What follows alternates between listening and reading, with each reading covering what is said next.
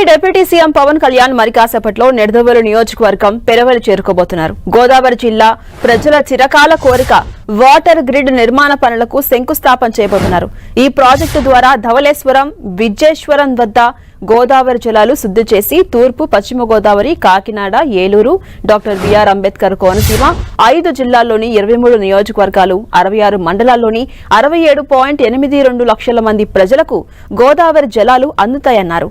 తొలిసారి నిడదవోలు నియోజకవర్గానికి వస్తుండటంతో భారీ ఏర్పాట్లు చేశారు. తణుకు వెళ్లే రహదారిలోని ఆర్కే రైస్ మిల్లు ఎదురుగా ఉన్న 25 ఎకరాల లేఅవుట్లో సభ నిర్వహిస్తున్నారు.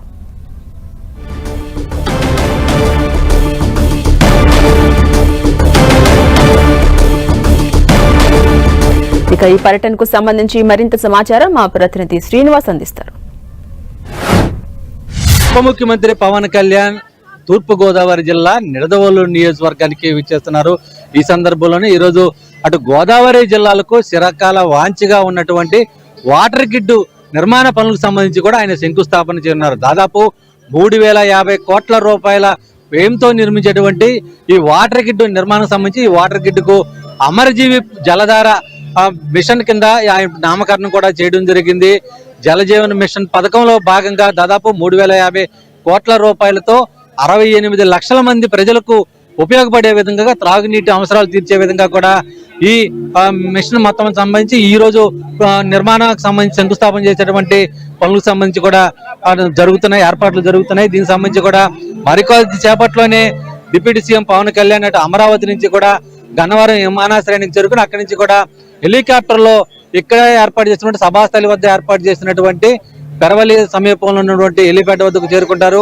అక్కడి నుంచి కూడా ఆయన తర్వాత సభాస్థలికి చేరుకుంటారు. ఇక్కడే అటు జలజీవన్ మిషన్ సంబంధించి కూడా అంటే హర్ఘర్ జల్ పథకంలో భాగంగా కూడా ఈ కార్యక్రమాన్ని ఏర్పాటు చేశారు. ఇందులో భాగంగానే అమరజీవి జలధార వాటర్ గిడ్ కార్యక్రమానికి శంకుస్థాపన చేరున్నారు. అయితే ఈ నేపథ్యంలోనే భారీ ఎత్తున గోదావరి జిల్లాలో ఇటు నిడదవోలు నియోజకవర్గంలో అటు జనసేన ఎమ్మెల్యే ప్రాతినిధ్యం వస్తున్న నియోజకవర్గం కావడం, అలాగే తణుకు ఈ ప్రాంతాలకు సంబంధించి కూడా ఎక్కువగా గోదావరి జిల్లాలో అటు జనసేన ప్రభావం ఉన్న నేపథ్యంలో భారీ ఎత్తున అటు సభా వేదిక వద్ద కూడా అందరూ కూడా చేరుకుంటున్న సందర్భం అయితే కూడా ఉంది. ఈ నేపథ్యంలోనే భారీ బందోబస్తు ఏర్పాటు చేయడం జరిగింది.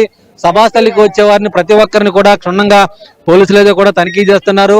పాస్లో ఉన్న వారిని మాత్రమే అనుమతిస్తున్న పరిస్థితులు అయితే కూడా ఉన్నాయి. అటు గ్యాలరీలోకి వెళ్ళాలంటే తప్పనిసరిగా విఐపి పాస్ కలిగి ఉండాలి. అలాగే దాదాపు 10,000 మంది సిట్టింగ్ అయ్యే విధంగా కూడా ఇక్కడ ఏర్పాట్లు చేయడం జరిగింది.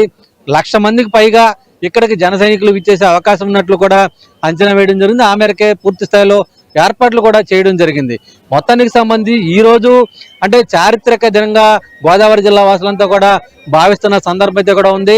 ఎప్పటి నుంచో కలగా ఉన్నటువంటి వాటర్ గిడ్ అంటే గోదావరి జిల్లాల ప్రజలకు గోదావరి నది పక్కనే ఉన్నప్పటికీ కూడా శుద్ధమైనటువంటి నీరు, మంచినీరు వాళ్ళకి అందుబాటులో లేని పరిస్థితి. ఈ వాటర్ గిడ్ ప్రాజెక్టు నిర్ణీత గడువులనే పూర్తయ్యే విధంగా mega engineering and infrastructure limited మొత్తం కాంట్రాక్ట్ పనులన్నీ కూడా చేపడుతున్న పరిస్థితులు అయితే కూడా ఉన్నాయి. ఈ నేపథ్యంలోనే మొత్తం సభా వేదిక వద్దకు వేలాదిగా తరలి వస్తున్నటువంటి ప్రజలకు సంబంధించి, అలాగే జనసేన అలాగే కూటమి నేతలకు సంబంధించి కూడా అంతా కూడా ముందుగానే పిలుపునివ్వడం జరిగింది. పెద్ద ఎత్తున అటు డిప్యూటీ సీఎం సభా వేదిక సభకు తరలి రావాలని. ఈ నేపథ్యంలోనే పూర్తి స్థాయిలో సభను విజయవంతం చేసేందుకు కూడా గోదావరి జిల్లా ప్రాంత ప్రజలు అంటే చిరకాల వాంఛగా ఉన్నటువంటి తమ కోరిక నెరవేరుతున్న నేపథ్యంలో అటు సభను విజయవంతం చేసేందుకు కూడా పెద్ద ఎత్తున తరలి వస్తున్న తరుణం అయితే కూడా ప్రస్తుతం నెలకొని ఉంది. మొత్తానికి అటు తణుకు సమీపంలోని నిడదవోలు నియోజకవర్గంలోని తణుకు ఈ ప్రాంతంలో ఉన్నటువంటి పెరవలి ఈ ప్రాంతంలో ఈ సభా వేదికకు సంబంధించి, అలాగే కానూరులో ఈ వాటర్ గిడ్ నిర్మాణ పనులకు శంకుస్థాపన కార్యక్రమానికి కూడా ఏర్పాట్లన్నీ కూడా ఇప్పటికే పూర్తని మంత్రి కందుల దుర్గేష్ ఈ ఏర్పాట్లన్నీ కూడా దగ్గరుండి పర్యవేక్షిస్తున్న సందర్భం. ఇదే సందర్భంలో వాటర్ గిడ్ ఏ విధంగా ఉండబోతుంది, ఎలా ఉండబోతుంది అనేది కూడా ఒక నమూనాను కూడా ఏర్పాటు చేయడం జరిగింది. ఆ నమూనాను ఇక్కడికి ఇచ్చేసిన తర్వాత ఉప ముఖ్యమంత్రి పరిశీలించి మొత్తం అధికారులకు తగిన విధంగా సూచనలు సలహాలు కూడా ఇవ్వనున్నట్లు కూడా తెలుస్తుంది. ఇది ఇక్కడ తాజా పరిస్థితి.